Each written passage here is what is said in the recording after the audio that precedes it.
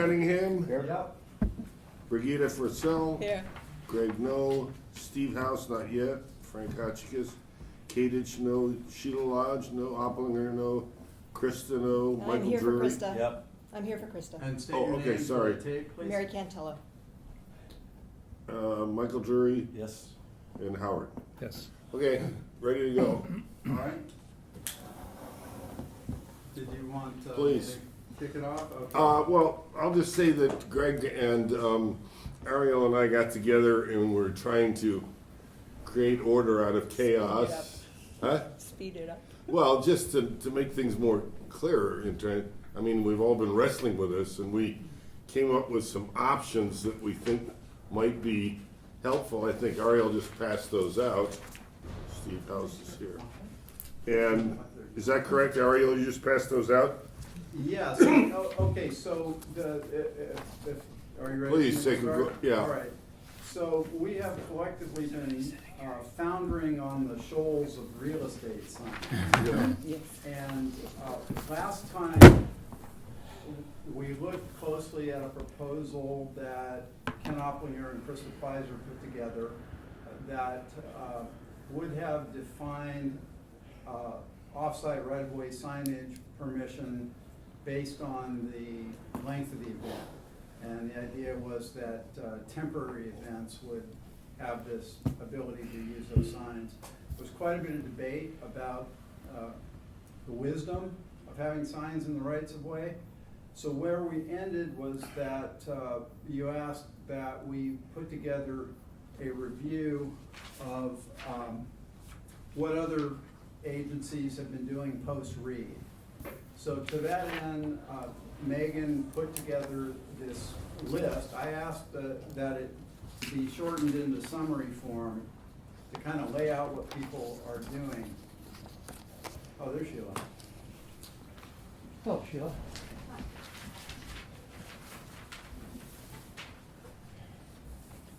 Hi, Sheila.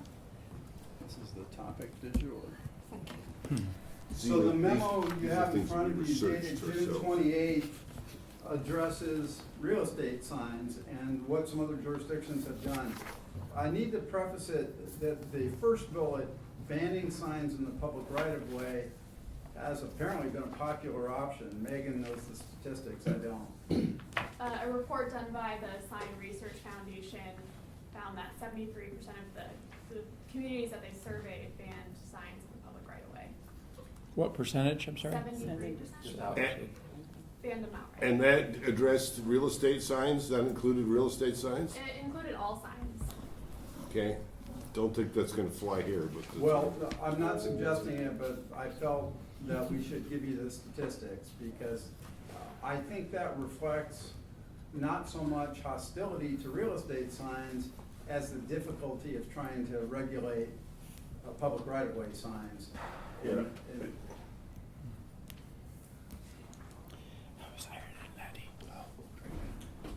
So going back to our early discussions, the law still allows you to regulate the size, shape, dimensions, and location of signs. All of those are content neutral. So Visalia bans all portable or temporary signs in the right-of-way with the exception of A-frame signs. That kind of walks, looks, and talks like a real estate exemption. It sounds like it, but there's nothing in the ordinance to suggest that. And what do they do about duration? Do you recall? I do not recall. So one option would be to very tightly specify the kinds of signs you would allow in the public right-of-way, if you allowed any. And I think the reference to A-frame signs is a fairly obvious reference to the standard real estate signs that you see at intersections and on the streets. We have a little bit of legal queasiness about that to the extent that our discussion has been so transparently focused on real estate signs. A court could question whether this type of exemption was really intended to block out all the other signs, the content of which we found unacceptable. So it's somewhat risky, and the courts aren't clear on this. It's somewhat risky to use a proxy for a particular kind of content. And Visalia is clearly using A-frame as a proxy for real estate signs. Now, the other side of this is, of course, that you have to allow on-site real estate signs, both under state law and under constitutional law. So the on-site signs we've covered in some detail already.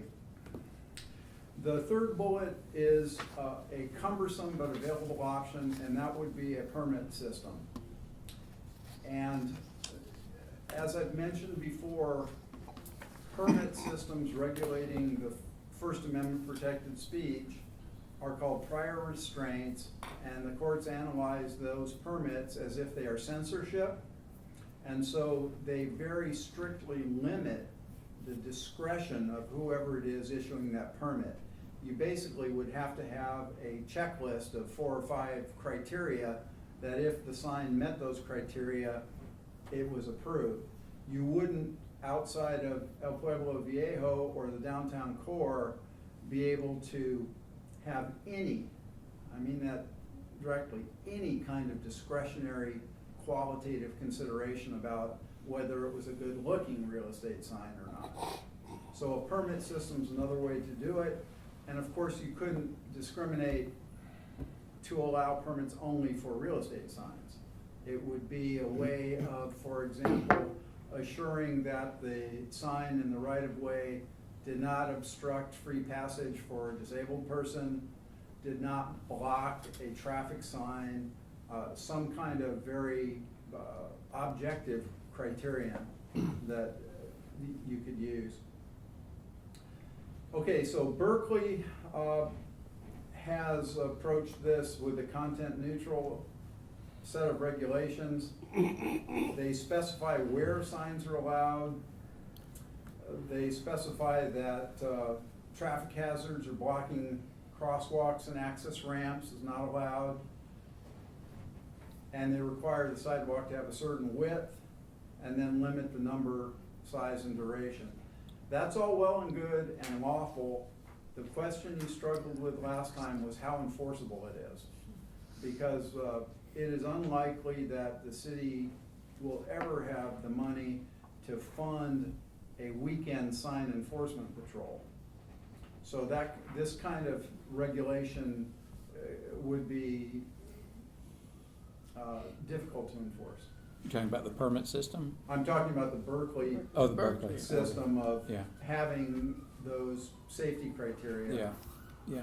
So where I would go with that is that if you want to have a content neutral standards for right-of-way signs and allow them, keep the list of criteria very short. You know, it has to allow 48 inches of sidewalk passage, can't be on an access ramp. Maybe limit them to a certain area around intersections so they're not mid-block. Something that's very specific so that when you see the sign, you'll know right away that it's out of place and hence unlawful. Okay? Ariel, now do our sign, does our sign ordinance incorporate any of those things that you just mentioned? I mean, you're not supposed to block a right of way and all that. Yeah. Realtors know that, but is it actually said anywhere, do you know? Yeah, let me look. I'll give you the verbatim. Off-site open house signs. A maximum of 5 off-site open house signs may be erected. Each face shall have an area of 3 square feet or less. Height shall not exceed 3 feet. Off-site open house signs shall not be erected on private property without the permission of the owner. And in addition, off-site open house signs may be erected within the public right-of-way if the signs comply with all of the following standards. 1, don't obstruct the pedestrian path of travel or constitute a hazard to pedestrians or vehicular traffic. 2, signs shall not be placed on vehicles. Which they are all the time. 3, signs shall not be placed in street medians. for decorative attachments, i.e. balloons and streamers, shall not be attached to any sign. Okay, well, those are almost universally ignored today, I would say, so it's all right. Well, We could migrate some of those into whatever we want to do, just eliminate the word open house signs, right? yes, but that they are universally ignored is proof of the difficulty of enforcement. Yes, agreed.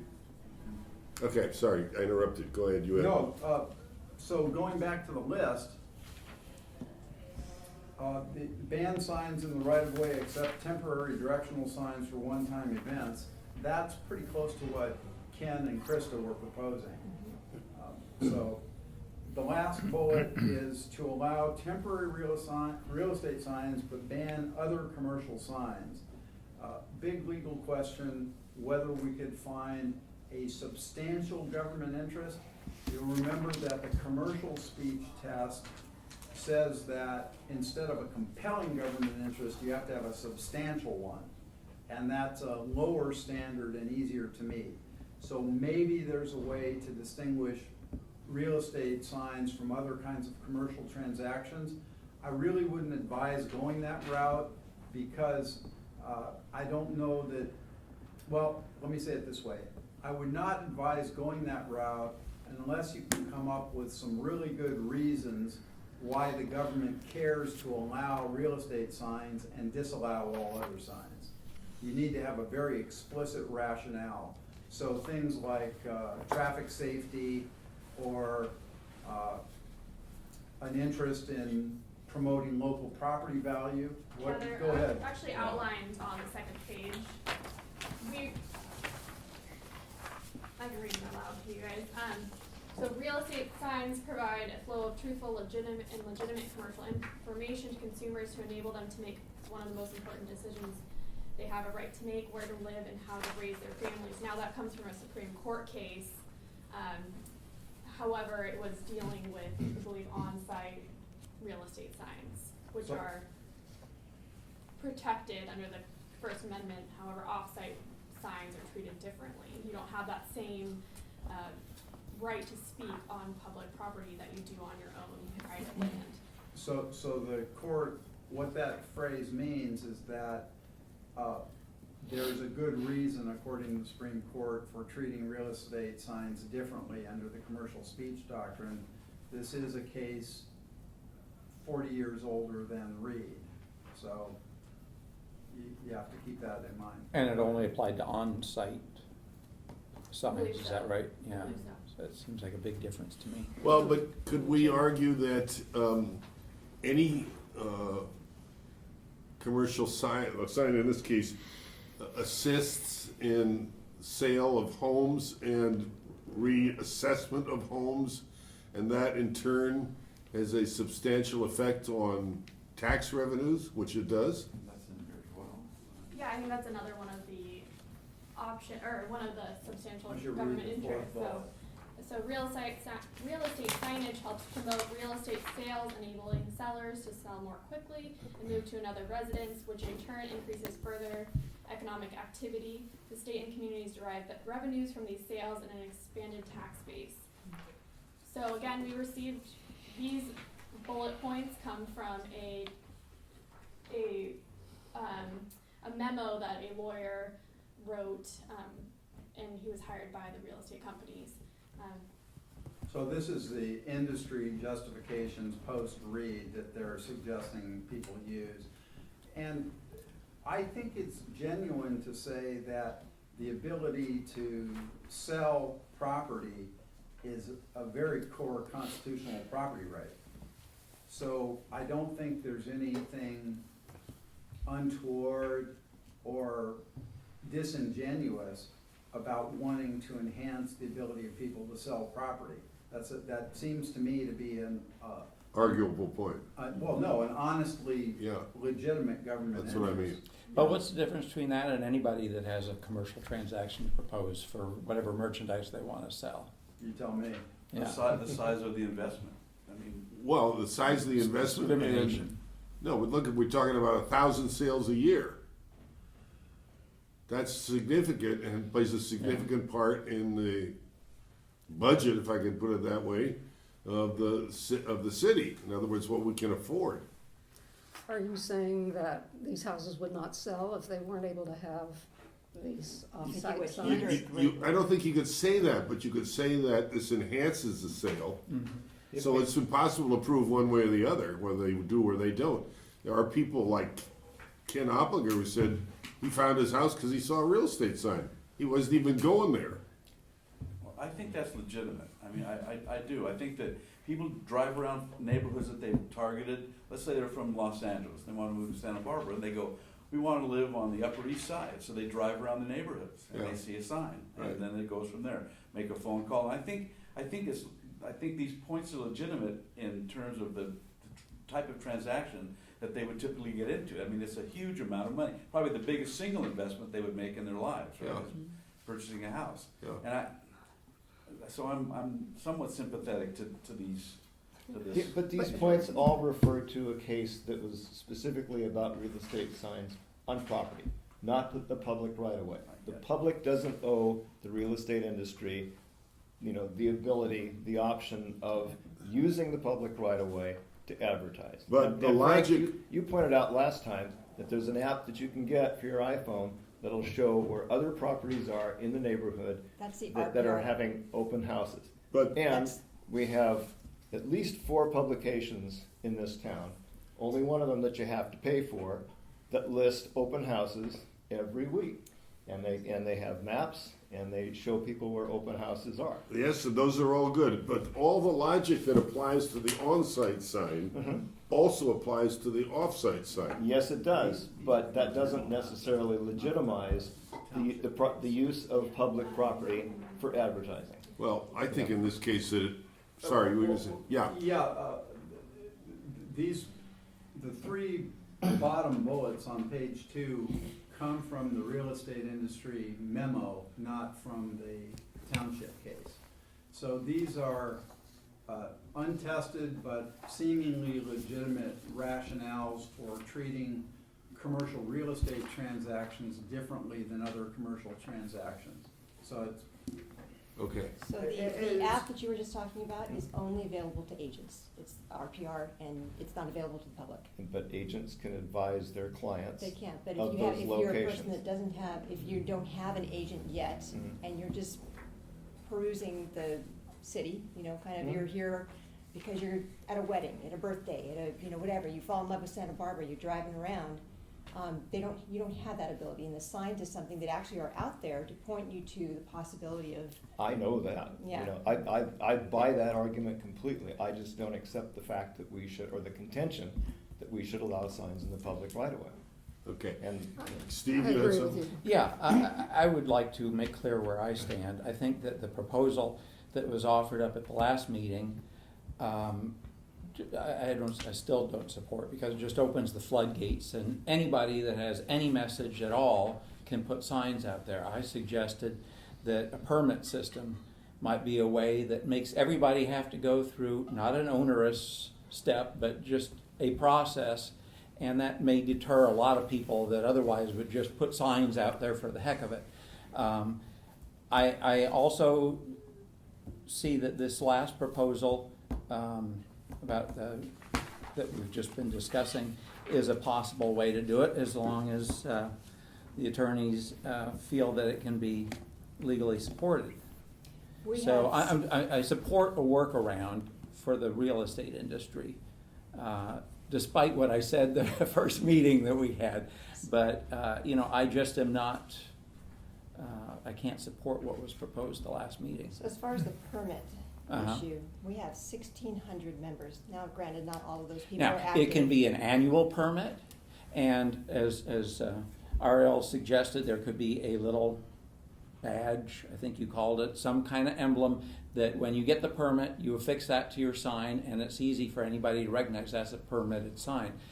We're not gonna have an enforcement staff going around looking, but I, as an individual, certainly if I start seeing a proliferation of signs, and I can see, okay, 6 out of the 10 I see on this street don't have that symbol on them, I'll report them, and then city staff can enforce on it as they currently do on signs. But what is the permit gonna They do? don't have staff to do it now.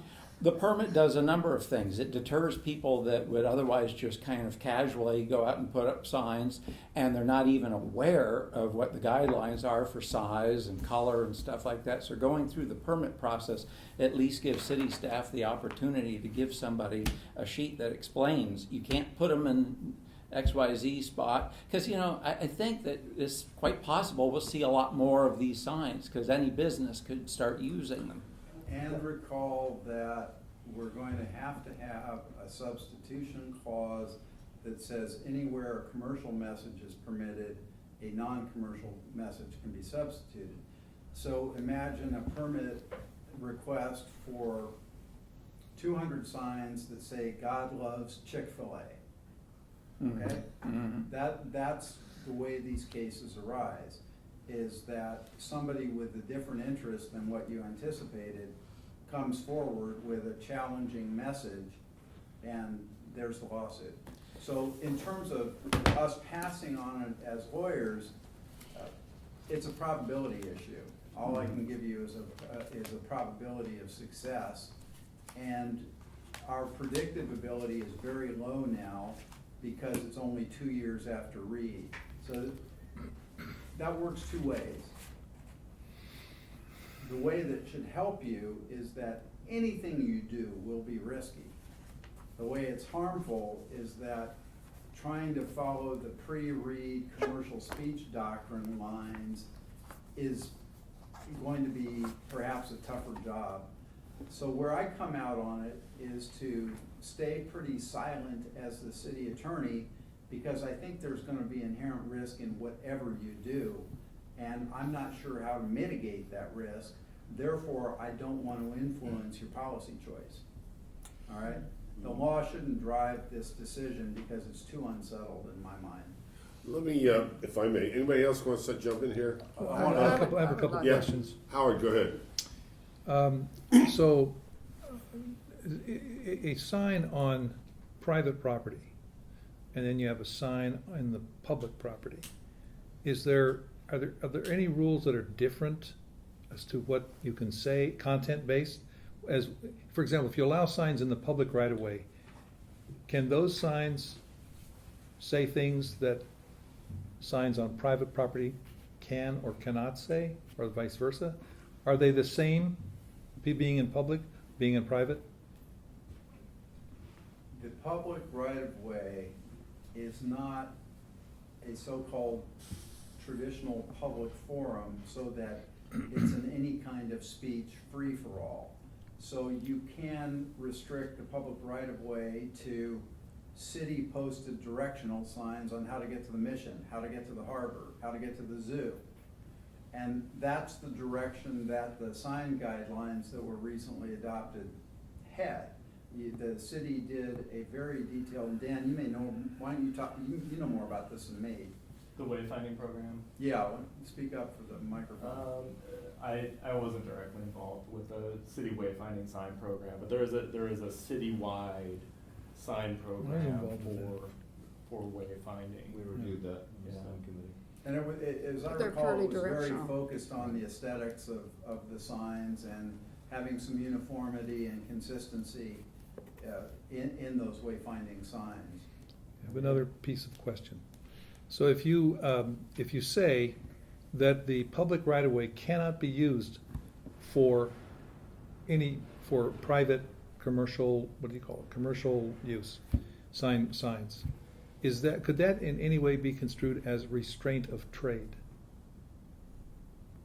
Meaning hurting the selling of property and injuring parties?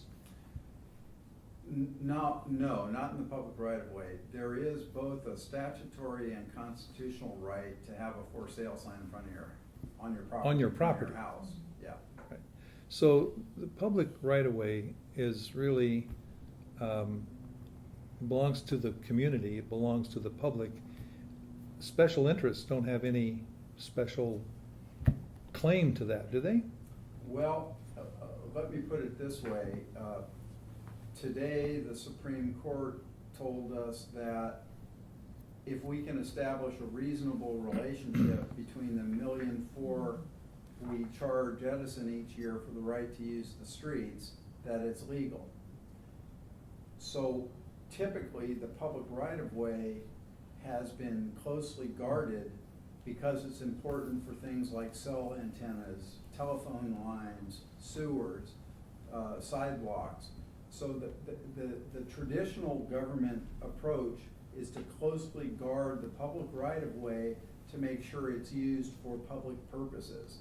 So there is a historical antipathy to non-government use of the public right-of-way. You see it reflected in parking restrictions, and as well as signage and access to the right-of-way. But that's history. So, that doesn't mean you have to go that way. Well, and plus we're talking about temporary signs here, not permanent, which I think makes something of a difference. Sheila, did you have? Yes, I kind of want to go back to the purpose and intent of the sign ordinance. And one of the sentences is the intent of the city of Santa Barbara through this ordinance to protect and enhance the city's historic and residential character and its economic base through the provision of appropriate and aesthetic signing. I don't see the public interest in allowing a particular industry or whatever industry to use public property to which, temporary or not, creates clutter, does not lend to the aesthetics of the community, and in particular in the case of the real estate industry, you can have signs on the property that's for sale, and if people are driving around, they will see those. I thought I sent a memo out about Palm Springs and realizing that there was a period of time where I was there every year briefly, and the city seemed very clean. And I suddenly realized they've got or at the time they had a tough ordinance, and it was enforced. There just weren't all these signs and clutter and visual distraction around. Did you happen to look at Palm Springs ordinance? I thought that they had banned all. We didn't have time yesterday. I wanted to talk to Bill about it, but we didn't have time. I was. No, I I'm did sorry. not. Yeah, I was under the impression that they had banned all signs in the public right-of-way.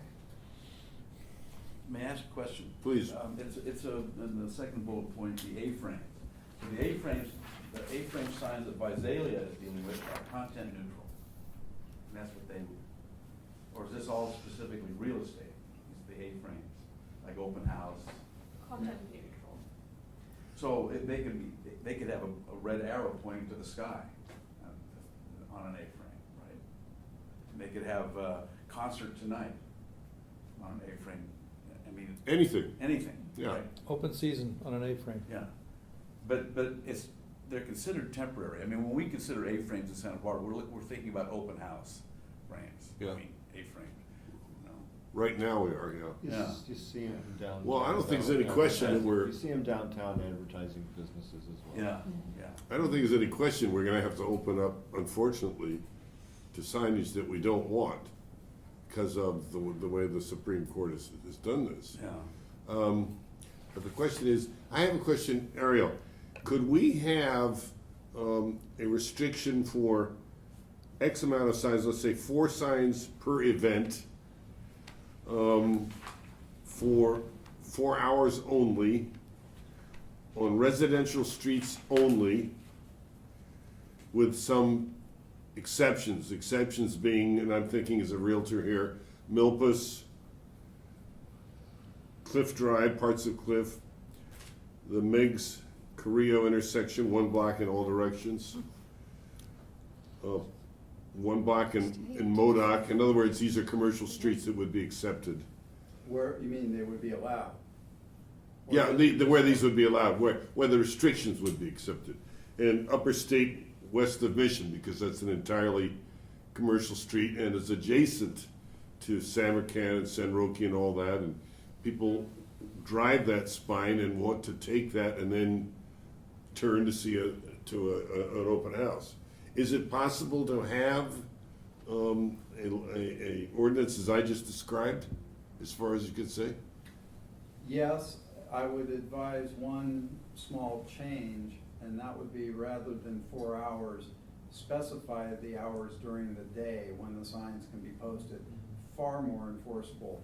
You drive by the Yeah, sign no, at you're 6 right. PM and you know it's illegal. Okay. Yeah, okay, that would be fine. Well, as, from the real estate point of view, it's gonna be 1 to 5, I think, something like that. So But this is, anyway. you're talking about districts where this ordinance would be, the signs are permitted. Signs are permitted in the residential areas and not in commercial areas with the exceptions of the ones that I just listed, with the restrictions that I just talked about, that Ariel modified. So that at least helps us to some degree from proliferation of commercial signs everywhere. Because that formula does not match what normally would be productive or helpful for a commercial venture. But based on your geographics, you're allowing the clutter to happen in residential neighborhoods. Yes. Taking it away from the commercial neighborhoods where there's already a whole lot of clutter. No, the clutter is what exists. So we accept that clutter there now, so I see no problem in accepting it in the future. Actually, we accept much worse than that because we don't have a restriction on signs, at least as carefully observed. From a real estate point of view, I think we're gonna get we don't have to pay attention to them, but if we could limit it to the 4, that's less than what they use now. Most people use 6, so that's to some degree a compromise on their part. And if you use those 4 examples, I would suggest not Mission and State, but maybe Constance and State. That's okay, except, That's sort of the gateway to the Samarkand, if you go. no, I know what you mean. We could go, I'm not going to the mattresses on that, I'm just trying to get something that works, so, but the concept of what you're talking about is the same. Yeah. Okay. So do people wanna shred that, or? I Give want to some ask thoughts. a question. Yeah. Is there is there knowledge that all these signs that are being put out by the real estate companies, do they really sell houses faster or better than if there's one sign in front of the home that says it's for sale? It's probably impossible to say that because we haven't tried that. Why don't we try it? Well, they're gonna say, why try it? Because we need to sell your house the best we can. There are actually instances where we don't have for sale signs up on property in Montecito or Oak Ranch, for instance. And why is that? You can't, because it's not allowed. Oh, they have their So you need, regulation. so you absolutely need these signs there. Now, we don't cover those 2 jurisdictions. Oh, I should add Coast Village Road to that, because that is a city property, and that is a main thoroughfare, and people need to pull traffic off of there. So if you didn't have these temporary signs in the public right of way, people would presumably be more reliant on realtors. They couldn't just drive around and find a piece of property that's for sale. Well, they couldn't, no, there are other ways of finding it, but it would not be as easy or convenient. I understand. That's what we're talking about. I'm not disputing the fact that, the temporary signs make it more easy, Yeah. more convenient. Right. Possibly sell properties quicker. Right. I just don't buy the argument that it's necessary. Okay, I well- don't think it's necessary for the vitality of the industry. Yeah, you know where I stand, so. Especially in light of the fact that 73% of communities don't allow them. Yeah, that's actually very Sheila, I interesting. just confirmed Palm Springs does not allow it. What? It's not allowed in public right away. What? In Palm Springs? Palm Springs. Okay, thank you. Well, maybe you ought to have Ken and Krista refine that a little bit and make a little map of where this would be. I'd have a concern that all of the signs that might otherwise have been spaced out along a street are now all of a sudden going to be concentrated in these defined areas. This So that's actually, a concern I'd have. this follows existing practice. Mhm. That's what this is drawn from. So I don't think that would change any of that stuff. Okay. I Yes. also,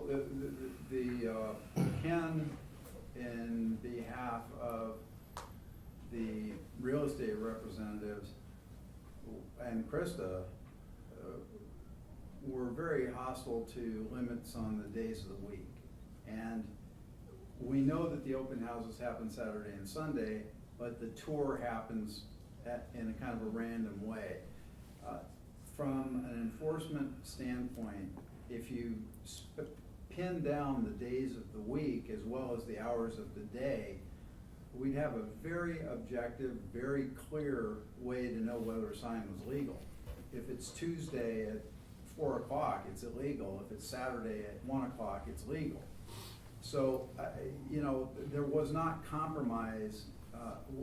What I'm saying is that you didn't push each other on compromise as to days of the week, but days of the week is another content neutral way of limiting the impact of signage. Because temporary, I'm reminded of Guys and Dolls. It's the oldest established permanent floating crap game in New York.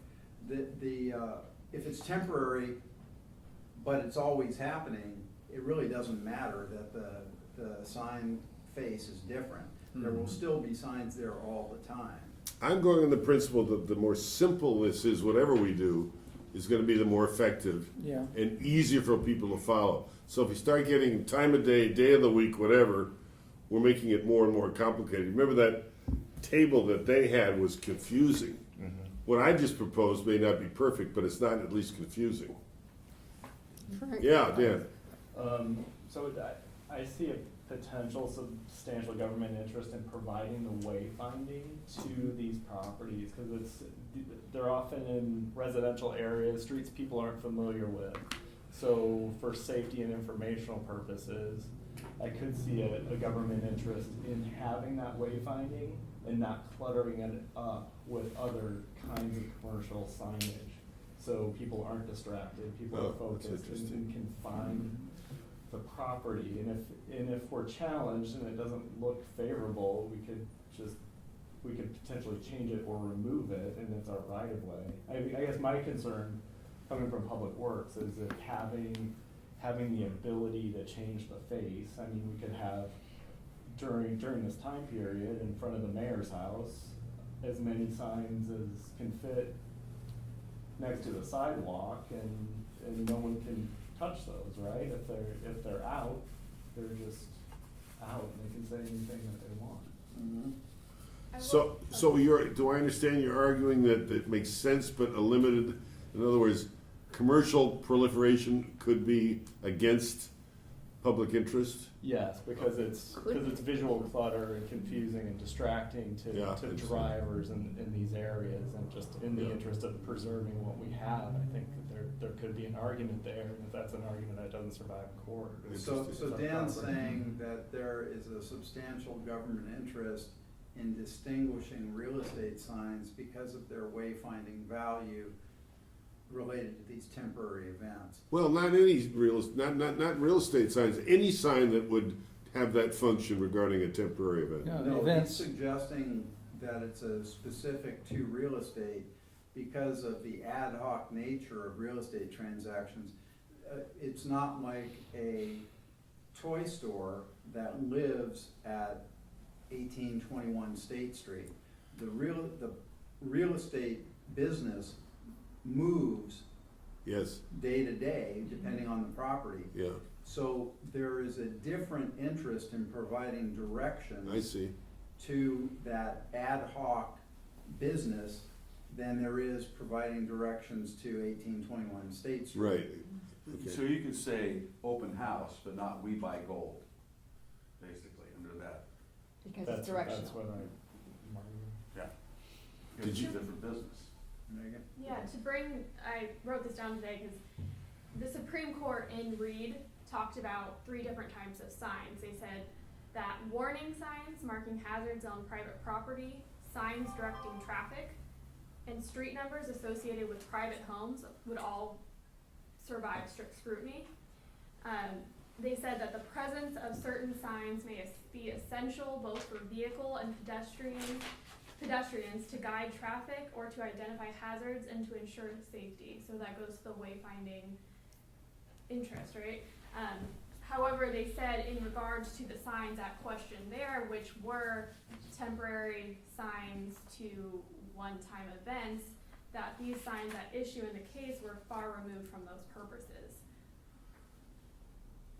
So it's somewhat conflicting advice.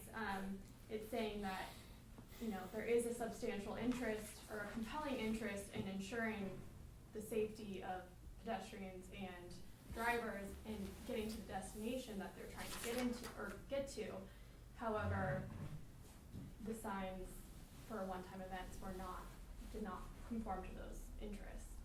So putting on the belt and suspenders, if you wanted to allow signs in the public right of way, we would, and you wanted to limit their content, we would find that their directional value was essential to traffic safety and compelling.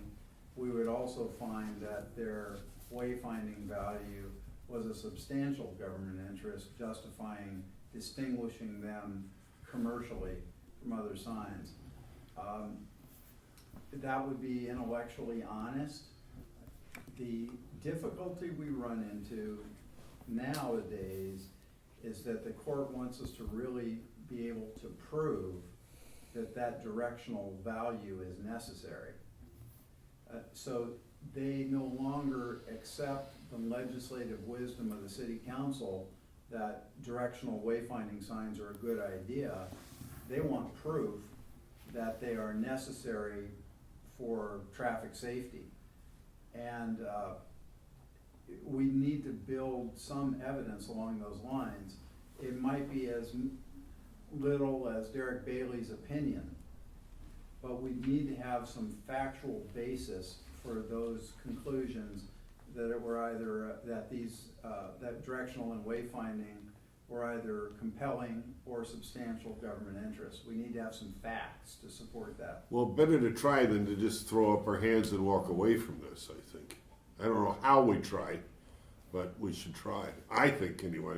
I know you wouldn't agree, but and Sheila, you might disagree also. I do, again, on this basis, and if there's so many cities that have banned them, you know, and Santa Barbara has this reputation for its aesthetic qualities. It seems sort of contrary to what the city is about. And I would disagree with the safety argument. In my opinion, they're just as hazardous as they're not, because you've got people driving through neighborhoods looking for open house signs, distracted, you know, possibly missing pedestrians at crosswalks, and so on, and cruising along and then stopping suddenly because they see an open house sign. You know, I don't really see where you can say having these signs enhances public safety. So Ariel, we don't have agreement here. What should we do? Well, consensus is ideal, but we rarely get it. So there are two ways to go. You can do majority rules and vote when you have enough of the body to feel comfortable about it, or you can allow for minority reports and majority reports. Okay. So we could draft the ordinance both ways. Our best guess at what would survive limited to real estate signs, our best guess at what would survive not limited to real estate signs, and our best guess at what would survive with nothing in the public right of way. And you'd bring that to this committee and we would vote? Or not? Yes, what I'm saying, Councilmember Hotchkiss, is that I don't think you're compelled to decide this for the city council, but if you narrow the range of options, you've moved the project forward. Okay. And remember, I should have mentioned this at the outset. The way that this committee's process was designed is that once we get a draft ordinance out there, you are gonna conduct a public hearing. And I'm thinking it'll be someplace like Louise Lowry or the Gebhardt Room.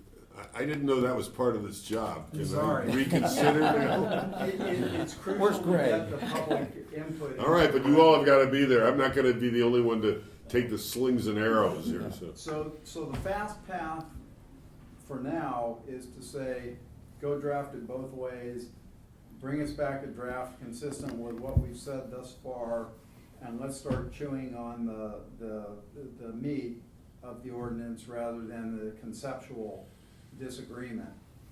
Is somebody willing to make a motion to that effect? I guess I'd make a motion. I don't know exactly what to say, but if you have the gist of what the motion is, I will think make that Ariel motion. does. Will somebody second it? Second. Okay, under discussion, I would like to just add a few thoughts about the permit process, which I would still like to see explored a little bit, because real estate is a commercial transaction, and I don't know why it should be an exempt sign type. So I just think it makes sense that there be a permitting system for these commercial signs. Is that a friendly amendment? As simple as possible, right? Yeah. Well, can I speak to that then? Because I'm in sort of opposition, because I think that creates a certain burden, unnecessary burden on city staff that really doesn't accomplish what we can do more simply. Jaime, you might want to address that, or maybe I'm whistling Dixie here. No, I think what Steve's saying is it could allow us to distinguish which ones really have a valid interest in allowing. In other words, Joe Realtor comes in, confirms and says, we want a permit to put off-site signage. We say, yes, these are our rules, we're gonna give you this annual permit. Right. Then Joe business owner comes in and says, I wanna do the same thing.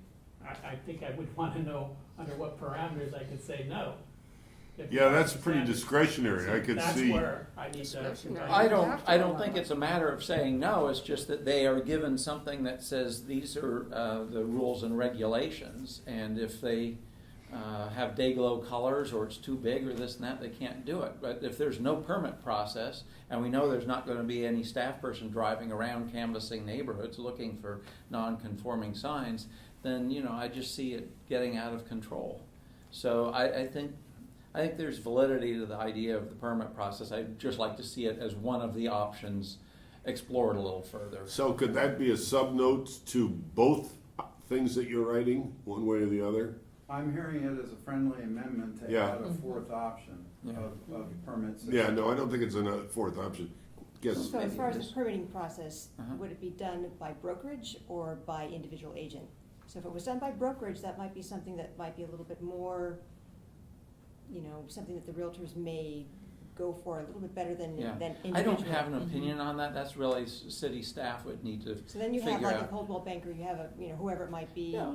you get it by the brokerage, Yeah, and then I don't it's- see why it couldn't be by brokerage, because any Coldwell Banker sign can put their sticker on it and. But if you have 1,600 people trying to go down to the, Yeah, office yeah, and no, get it a doesn't have permit to each be- individually, No, that yeah, seems a I little. don't think so. But Well, you'd, burdensome you'd, for you'd have to have a well. graduated system too, because Coldwell Banker, has a whole bunch of property, a whole bunch of agents, and might pay a higher fee for an annual permit than a single, a sole proprietor realtor. Yeah. I think we're getting too much in the weeds here. Yeah.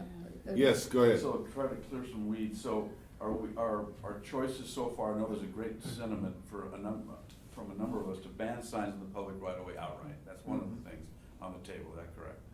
And then we're going to talk about when we're starting to chew on all these options here. So what is the other option besides your friendly amendment that would be the opposite of banning stuff in the public right of way? It would be having signs in the public right of way, but regulated rather severely. Is that? How have you got it now, Ariel? Well, I didn't have the regulated severely part. Okay. And what Regulated, just regulated. two drafting concepts that it's important you understand. One, using simple to apply criteria like days of the week and hours of the day is a big plus for enforcement. Two, designing the ordinance so that the realtors enforce amongst themselves is really important. There has to be, for this to work, business A has to say, look, business B is getting an unfair advantage, and cause some self-enforcement. Self-policing. Yeah, I'm not sure how I would design that, but from a tactical standpoint with an ordinance, you want it to pressure the regulated community to regulate itself. Well, the custom now, and I think it is to some degree self-policing, is that you pick up your signs right after your open house, and you don't leave them there. And that's almost, well, and there's two reasons for that. A, it's, the signs cost $50 a piece, so you're not gonna just leave it out there. And that's self-interest, and secondly, other realtors will comment on it. And I've seen signs removed from city streets, particularly along Foothill. They just disappear, and that's probably an enforcement action now. Okay, Anyway. so the options that I mentioned are three: none in the right of way, real estate signs only in the right of way, all signs in the right of way, regulated heavily is the qualifier. And then fourth, analyzing an analysis and proposition about a permit system. Okay, And perhaps by brokerage rather than by agent. so the motion is, do we go forward with that? Are we still in discussion, or do we wanna Yeah, vote? Go ahead, question, Sheila. Clarification, there's been discussion of the midweek realtors caravans going out, open houses with the new properties that come on. Are you still aiming for that as well, for signage for that? Because I don't know, it seems to me, you're a bunch of professionals, you know where you're going, right? They have their apps, professionals. Well, but, No. Oh, the yeah, and- realtors. and So they're let not- me they're not answer. technically No, open she asked me a houses. question, let Right, me sure. answer. I'll go back to the principle that I said before, simpler is gonna be better, and it will be understandable and enforceable also. So, that, at least from the realtor's point of view, that gives them latitude. Mostly it will be on the weekends, as you foresee. Occasionally though, particularly if you got a new listing, you're gonna put out something for other realtors to find it. Sometimes you permit the public to come, sometimes you don't. That's up to the buyer and the realtor. So there's no restriction on days there. But when the realtor knows the address and there's a sign on the property, why would other wayfinding signs be needed? They just do. They use them now. I know they use them, but And well, they're I not knew smart enough that. to use their GPS on their cell phones. Do we wanna vote on this? Okay, do it. Anybody, I any got a fight? motion from Bob, second. Okay. So, do we know what we're voting on? We're voting on basically a three-pronged system here. The direction of staff to Yeah. come back with a fully fleshed out form of ordinance that insofar as real estate and public right-of-way signs goes, includes 4 sub-options, ranging from an outright ban to a free-for-all. Right. All right, with that, I will say, all in favor? Aye. Aye. Wait a minute, keep your hand up, I Wait, gotta wait, count here. wait, What do we got? what are we agreeing to To now? move forward To move with Just as staff. staff. With the four. With these Yeah. four, The with staff these four direction. options fleshed out and explained. So what do we got? 1, 2, 3, 4. Okay, we got unanimity, unbelievable. Well, Well, we gotta see. Pretty, pretty broad. We didn't make any commitments. Mike's gonna come later. I think that's what Woody Allen calls a definite maybe. Yeah. So, we've all right, agreed now, to what's disagree. next for us here? Well, I think a long summer vacation. This is not something I can draft in 2 weeks, so my suggestion is that we come back with the ordinance after Labor Day and plan within 30, 45 days to air the ordinance publicly through a public hearing process that we would notice and publicize. Okay. And in the meantime, I think since you've taken formal action, it makes sense for me to distribute that motion to the non-present members so they understand what's going on. Of the council? Of the No, committee. Okay. Now, Sork. I would invite all of you to send to me whatever information you want. You can't send it to each other because of the Brown Act, but you're welcome to send it to staff. So like Ken and Krista did with their position paper, if you have other views, submit those.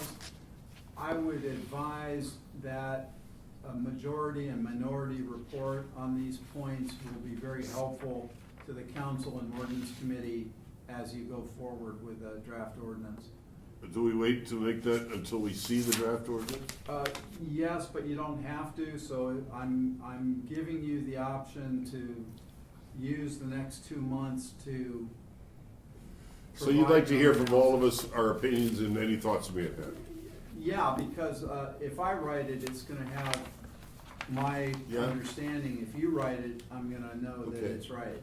So people feel free to, Yeah, and I don't need a Do that. book, you know, if you wanna set out 10 bullet points of why you want a certain system, that's great too. And this Okay. could be opinion, not necessarily fact. No, but I love facts. Yeah.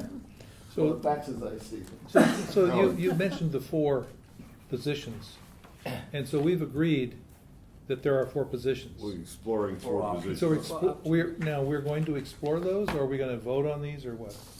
We're going to explore these 4. In order to have a more informed discussion about those 4 options, I want you to be able to see them in the flesh. Flesh is not the right word, but you know what I mean. Are you talking about language now? with the- Yeah. Yeah. Okay, Yeah, actual ordinance language. And I think that will help you with some of the details that you can't reach conceptually. Okay. I agree. All right. Anything else? Yeah, should we discuss, a meeting after Labor Day? I mean, narrow down some dates just because, I think. Yeah, I would prefer to poll the committee on dates, including those not present, so that we can get a real commitment to get people here. Okay. This is I am sensitive that this is a time burden for all of you, and your time's valuable. But it would be great to get everybody together too. Okay. So I have a question. Prior to getting to the real estate sign part, we were going one by one through all these other different things on the list. And hopefully a lot of them aren't as contentious as the real estate sign, but are you suggesting we're gonna put everything off until after Labor Day and getting the real estate signs? The current ordinance structure says everything requires a permit unless it's exempted. The bulk of the standards that you've talked about so far relate to exempted signs.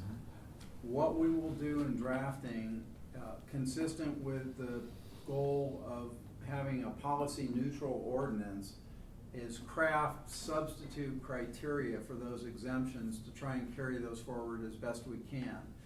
As far as the general standards, that was another one of those big spreadsheets, you know, Mary would know what we're talking about, but This that- one? yeah, right.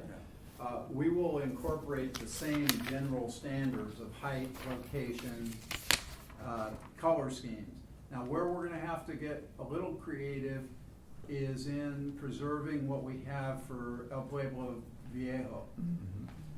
I believe, based on Megan's work, that the historic district interest is a powerful one that gives you better control. So we're gonna wanna try and keep as much of that process as it is as possible. Absolutely. Because you've invested in a design bodies and a sign committee, and that infrastructure ought to be saved to the extent we can. Well, that was Sheila's point. Okay. It's integral to the, integrity and reputation of the community. All right, if there's nothing else, I'll entertain a motion to adjourn. So moved. Second. We are, let's vote. Yeah. I think we're gonna have a unanimous vote here. I'm gonna stay till midnight. That's not a debatable motion. Okay. Done. Thank you all very much. Thank you. One admonition, I'm not gonna go to the Faulkner Gallery alone, I promise, when the time comes. What